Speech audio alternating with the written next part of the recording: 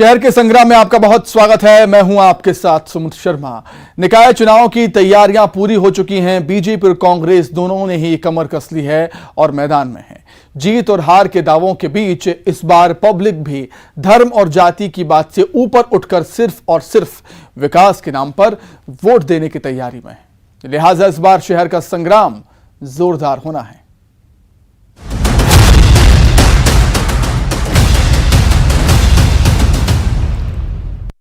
शहर के संग्राम में आज बात होगी सतना जिले की मैहर नगर पालिका की। आखिर क्या है यहां का मुद्दा, यहां कितना विकास हुआ और कितना काम और चाहिए, क्या सोचती है यहां की जनता। चलिए सीधे चलते हैं, देखते हैं कि जनता का मूड क्या है।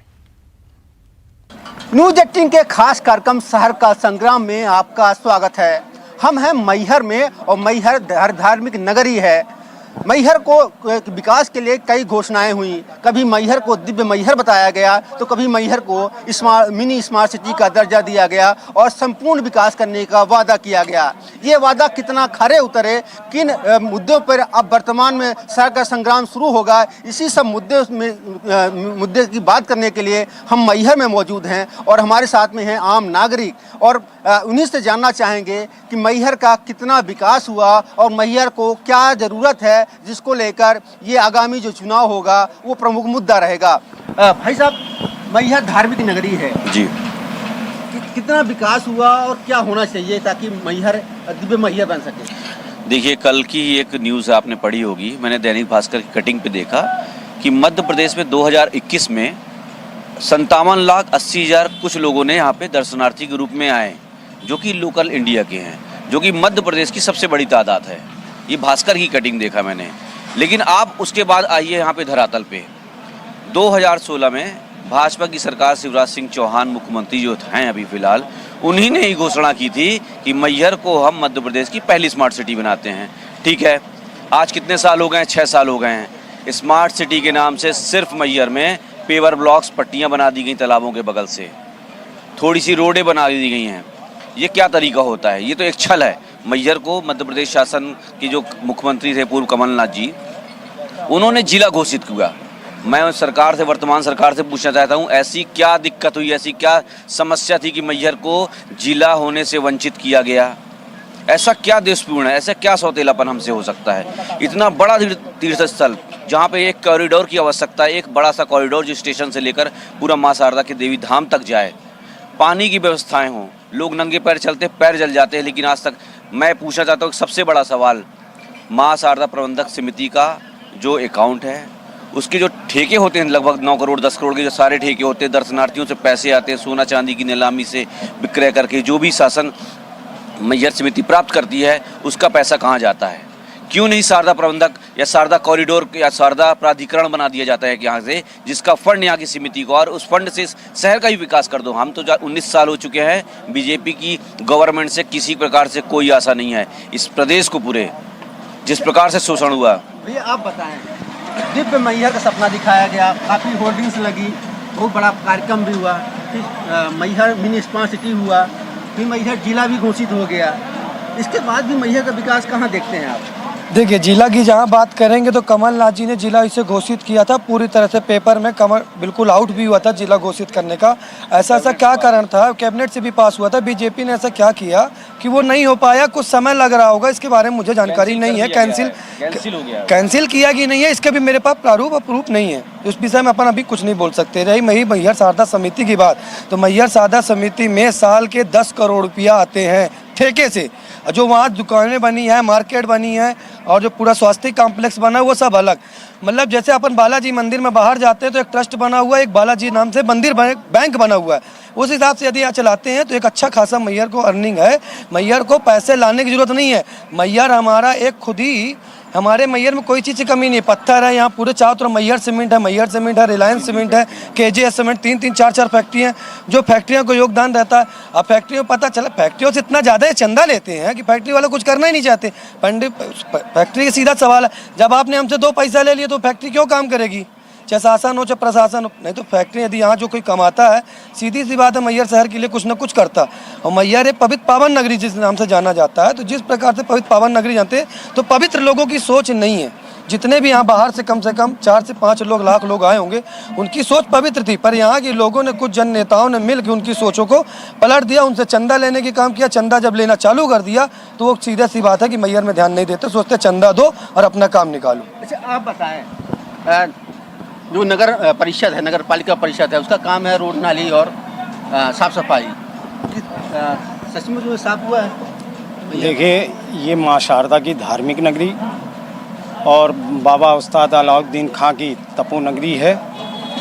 इसमें तो ऐसा होना चाहिए कि आदमी यहाँ अगर घूमने आए तो उसको ये लगे कि मैं अभी 1 घंटे के लिए आया हूँ तो 2 दिन मैं रहूँ, ऐसा होना चाहिए। मेरा कहने का तात्पर्य ये है कि जब इस नगरी में साफ सफाई नहीं होगी, इस नगरी का बंटा ढार हो जाएगा, तो उसके लिए प्रशासन और शासन क्या करेगा। जब मेयर, एक बड़ी देसी कहावत है कि मोर पेट आहू मन द्याह काहू। इसका मतलब ये है कि पहले मैं अपना पेट भरूंगा, फिर दुनिया का पेट भरूंगा, और उनका पेट ऐसा है कि कभी भरने वाला नहीं है। दूसरी बात, माँ शारदा समिति का प्रबंधक समिति जो है होता है कलेक्टर, अध्यक्ष होते हैं कलेक्टर, और कलेक्टर महोदय से मैं इस चैनल के माध्यम से आपसे निवेदन करना चाहता हूं कि माँ शारदा की नगरी, हमको किसी नेता, मध्य प्रदेश हो चाहे केंद्र हो चाहे कहीं के भी नेता हों, हमको उनसे सहायता की ज़रूरत नहीं है। सहायता हमको माननीय कलेक्टर साहब से चाहिए। कलेक्टर साहब से कैसा, माँ शारदा की नगरी में जितने भी हमारे धार्मिक लोग आते हैं, जो फंड देते हैं, वो उस फंड से हमारे मैहर का अगर विकास किया जाए तो हर साल हमारी इस रोड में मार्बल बिछ जाएगी, ना कि ये कचरा दिखेगा। सिर्फ हमारे माँ शारदा नगरी का प्रबंधक समिति का पैसा लगे। और कुल मिला के ये कहा जाए कि मैहर शारदा में बजट की कमी नहीं है। सीमेंट फैक्ट्रियाँ बड़ी तादाद में हैं, स्वयं शारदा प्रबंधन समिति में भी बहुत सारे चंदे भी आते हैं, बहुत सारी दुकानें हैं, करोड़ों का बजट रहता है, लेकिन विकास दिखता नहीं। ज़मीन पे नालियाँ बजा रही हैं, सड़कें उखड़ी हुई हैं, सफाई की व्यवस्था है नहीं। जो दिव्य मैहर का सपना था वो कितना साकार हुआ है, क्या लगता है आपको? वजह क्या है कि नहीं हो पाया ये सब? मैहर का सपना पूरा साकार हो रहा है। मैहर में डेवलपमेंट दिख रहा है। मैहर मिनी स्मार्ट सिटी के रूप में डेवलप हो रही है। सड़कों का विकास आप देख लीजिए हो रहा है। पूरी सड़कों में लाइटिंग लग रही है। बाजार में जो 50 वर्षों से सड़क उखड़ी हुई तो वो बन गई है। मैहर का किस तरह से विकास चाहिए लोगों को? मैहर जब से भारतीय जनता पार्टी की हमारी सरकार आई है तो मैहर में विकास प्रति वर्ष प्रतिदिन दिन भर होता है। हमारा विकास, हमारे माननीय मुख्यमंत्री जी, हमारे माननीय प्रधानमंत्री जी विकास के प्रति प्रतिबद्ध हैं और वो चाहते हैं कि भारत का आप पिछले वर्षों से 70 वर्षों का इतिहास दीजिए, हमारे ये 14 वर्षों का इतिहास देखिए। मैं जहाँ पे खड़ा हूँ ये 70 से 80 वर्ष पुरानी मंडी है, इकलौती मंडी है, सेट तक नसीब नहीं हो पाया। विकास कहाँ दिखा? इसमें एक प्रस्ताव है नगर पालिका का। नगर पालिका का प्रस्ताव है कि यहाँ पे मंडी को अन्यत्र ले जाना है, इसलिए यहाँ पे काम रुका हुआ। ये बहुत बड़ा काम नहीं है सेट बनाने का, सरकार का या हमारी नगर पालिका का। ये बहुत छोटा काम है, बहुत छोटे बजट। स्थान का चयन हो चुका है जी, स्थान मिल गया है, स्थान का चयन हो चुका है। कुछ हमारे माननीय व्यापारी उसमें ऑब्जेक्शन कर रहे हैं, उनको मना लिया जाएगा। जिस दिन से हमारा वहाँ पे शिफ्ट हो जाएगा, ये डेवलप हो जाएगा, पूरा यहाँ पे मार्केट बनेगा। अच्छा, एक बड़ा मुद्दा ये है कि स्थानीय लोग जो हमने यहाँ पे बात किया है, मैहर जिला, एक ये जो शाखा संग्राम शुरू होगा उस पर एक बड़ा मुद्दा रहेगा मैहर जिला बनाने का। कांग्रेस कह रहे हैं कि हमने जिला बना दिया, बीजेपी पे आरोप लग रही है कि उन्हें खारिज कर दिया। आप क्या सोचते हैं? मैहर जिला बनना चाहिए और मैहर के लोग चाहते हैं कि मैहर जिला बनना चाहिए। जब जिला बनेगा तो हमारा विकास होगा। और ये किसी पार्टी ने खारिज किया, ये नहीं किया, सब चाहती हैं, पूरी पार्टी चाहती है। समय आने में प्रस्ताव आएगा, हमारे माननीय मुख्यमंत्री जी निश्चित रूप से मैहर को जिला बनाएंगे। तो प्रस्ताव लाया था, जिला बनाएंगे। अभी कुछ विशेष परिस्थितियों से काम रुका हुआ है, निश्चित रूप से मैहर जिला बनेगा। अच्छा, आप बताइए, दिव्य मैहर का सपना जो था कितना साकार हुआ? क्यों नहीं हो रहा? भारतीय जनता पार्टी सरकार मैहर को तो प्राथमिकता के आधार पर रखती है। हमारे मुख्यमंत्री जी मैहर को हृदय में रखते हैं। माई शारदे का धाम है। अनेकों योजनाओं से इसने सरकार ने जो है लोगों तक पहुंचाई। हम लोग घर घर तक जाके लोगों को योजनाओं का लाभ दिलाया। आप देख सकते हैं कि जब से भारतीय जनता पार्टी सरकार बनी है, अंतिम पंक्ति के व्यक्ति तक के विकास के लिए भारतीय जनता पार्टी सरकार तत्परता के साथ कार्य कर रही है, आगे भी करती रहेगी। अच्छा, भाई साहब, बात करें कि मैहर का ये कहा जाता है कि कांग्रेस का मेयर था, इस वजह से इसका विकास नहीं हो पाया, कांग्रेस का ये कहना है। आम जनता क्या सोचती है कि मैहर का जो विकास अवरुद्ध है, जो होना चाहिए वो नहीं हो पाया? देखिए, मैहर की जनता तो व्यक्ति विशेष को देख के वोट की थी, ना तो किसी पार्टी का देख के। उसको ये लगा कि ये आदमी हमारे मैहर का विकास करेगा, और इसीलिए मैहर की पूरी जनता ने उसको वोट किया। और वो विकास नहीं कर पाए, ये तो मैहर का एक दुर्भाग्य ही कहा जा सकता है, ठीक है ना। और मेन मुद्दा हमारे यहाँ एक और होना चाहिए, जो वृक्षारोपण होता है, जो कि तालाब के मैहर में जो भी 4-5 तालाब हैं, जो नामी तालाब हैं, उसके किनारे किनारे वृक्षारोपण होना चाहिए, जो कि वो नहीं करते हैं। फोटो खिंचवाए और वृक्षारोपण हो गया, ऐसा नहीं होना चाहिए। नगर पालिका की जिम्मेदारी होना चाहिए कि हम अपने तालाब को सौंदर्यीकरण में ले आएँ, उसका पेड़ पौधे लगवाएं, वहाँ की साफ सफाई करें, उसमें किसी भी प्रकार का गंदा पानी ना जाने पाए।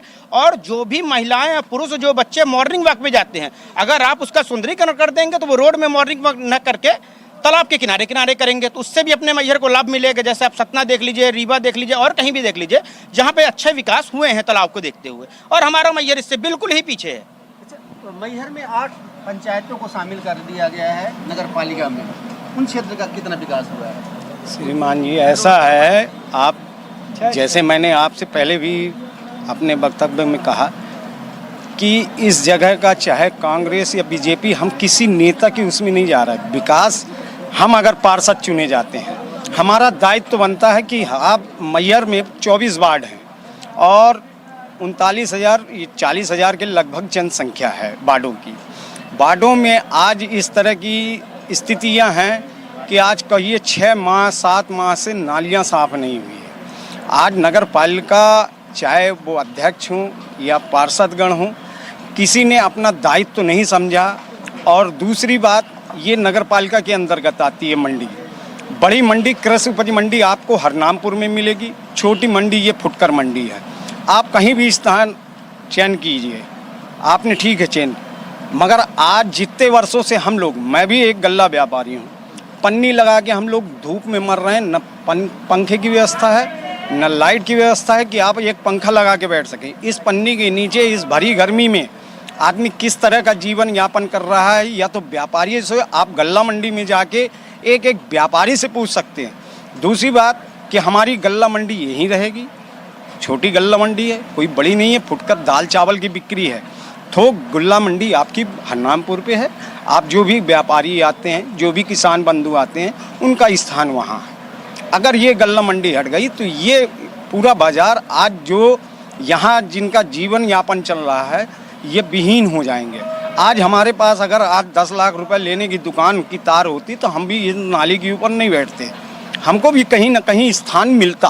अच्छा, लोगों का कहना ये है कि जो मैहर का विकास अवरुद्ध हुआ है थोड़ा सा, और उसकी वजह ये है कि आपका विधायक बवाली हो गया है, बगावत कर रहा है, सरकार के खिलाफ बोल रहा है, इस कारण फंड रिलीज नहीं हो पा रहे। आपको क्या लगता है? नहीं, इस सब चीज़ों का तो नहीं होना चाहिए। ये तो जो सरकार के वो खुद ही विधायक हैं, कोई विधायक तो मेरे ख्याल से नहीं चाहेगा कि जनता का कुछ हो। लेकिन बात मैं विधायक जी की नहीं कर रहा हूँ, मैहर के विधायक की, मैं बात मध्य प्रदेश शासन की कर रहा हूँ।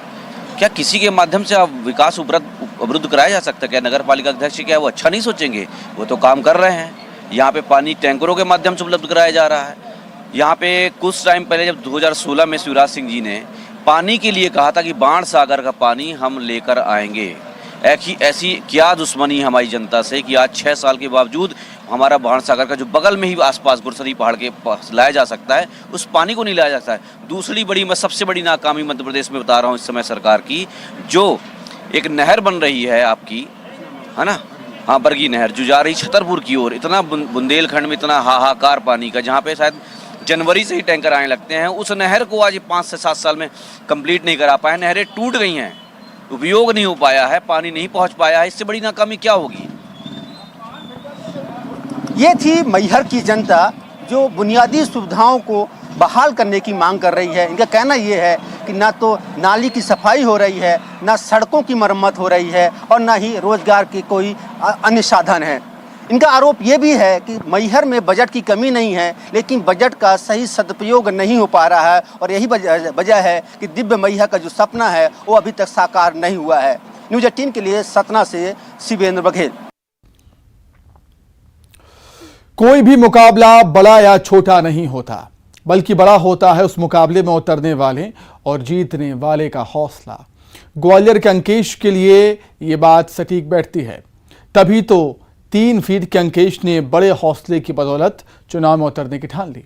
देखिए रिपोर्ट।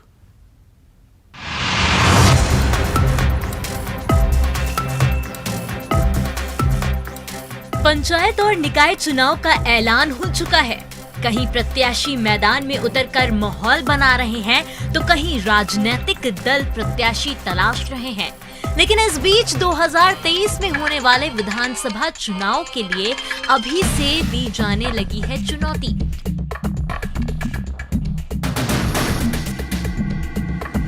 और चुनौती देने वाले हैं अंकेश कोष्ठी।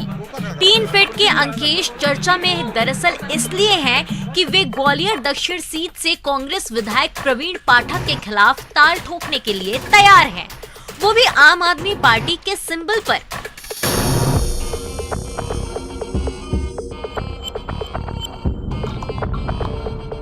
बता दें कि बेहद गरीब परिवार से आने वाले अंकेश की मां बीड़ी कारखाने में काम करती है, तो पिता सिलाई। उनके 2 भाई बहन भी हैं। हालात विपरीत होने के बाद भी उन्होंने MBA किया, लेकिन नौकरी करने में उनका छोटा कद आड़े आने लगा। लेकिन दिलचस्प ये है कि इन्हीं विधायक महोदय ने अंकेश को प्राइवेट जॉब दिलाने में मदद भी की थी। मेरा आम आदमी पार्टी में शामिल होने का यही उद्देश्य है कि अब मैं जनता की सेवा करना चाहता हूँ और जो भी जनता की परेशानी है मैं उनको सुनना चाहता हूँ और उनका निराकरण करना चाहता हूँ। अपने बारे में जितनी भी समस्याएं हैं मैं सबको हल करने की कोशिश करूँगा। अगर आम आदमी पार्टी ने सहयोग दिया और मुझे इस काबिल समझा तो मैं आगे पार्षद के चुनाव में बिल्कुल खड़ा होने की मैं तैयार हूँ। दरअसल विधायक प्रवीण पाठक के पास जब अंकेश पहुंचे थे और उन्होंने अपनी परेशानी उन्हें बताई तो विधायक ने अंकेश के साथ फोटो खिंचाते हुए सोशल मीडिया में पोस्ट किया था, जिसके बाद अंकेश को नौकरी के कई ऑफर भी आए। लेकिन 1 महीना नौकरी करने के बाद ही अंकेश ने नौकरी छोड़ दी। ये हमारा दक्षिण विधानसभा का आइकॉन है और अभी इसको 1 दिन का विधायक बनाऊंगा। अरे मैं छुट्टी लूंगा 1 दिन ऑफिशियली, उस दिन विधायक अंकेश रहेगा पूरी दक्षिण। अरे गजब इसलिए हो गया क्या है, बिल्कुल 100% से पढ़े लिखे युवाओं को राजनीति में आना चाहिए और अगर इसका पार्ट हो गया सामान वावन तो हो सकता है पार्षद भी बने। वहीं अंकेश को 1 दिन का विधायक बनाने का वादा जो विधायक प्रवीण पाठक ने किया था वो पूरा नहीं हो सका, जिसके बाद अंकेश ने तय किया कि वो अब क्षेत्र का प्रतिनिधित्व करने मैदान में उतरेंगे। लिहाजा उन्होंने शुक्रवार को आम आदमी पार्टी की सदस्यता भी ले ली। तुम्हें ऐसा लगता है कि तुम्हारे नाम से प्रवीण भैया ने थोड़ा मतलब मीडिया में बिल्कुल ये मैं बिल्कुल मानता हूँ कि अब ऐसी क्या नाराजगी हो गई कि भैया के खिलाफ ही हो गया? नाराजगी कुछ नहीं, बस ये है तो मुझे राजनीति में आने का मेरा मन है। प्रवीण भैया ने बोला था कि 1 दिन का विधायक मुझे बनाएंगे, वो बात भी अधूरी रह गई है। तो क्या वही आपको ठेस लगी है 1 दिन के विधायक नहीं बन पाए? बिल्कुल ये भी कह सकते हैं, तो इसलिए मैंने आम आदमी पार्टी की सदस्यता ली।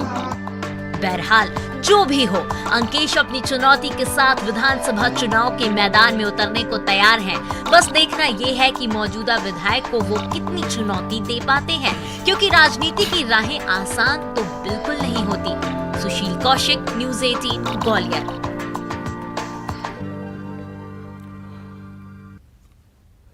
तो इसी के साथ ही फिलहाल शहर के संग्राम में इतना ही। खबरें लगातार जारी हैं। नमस्कार।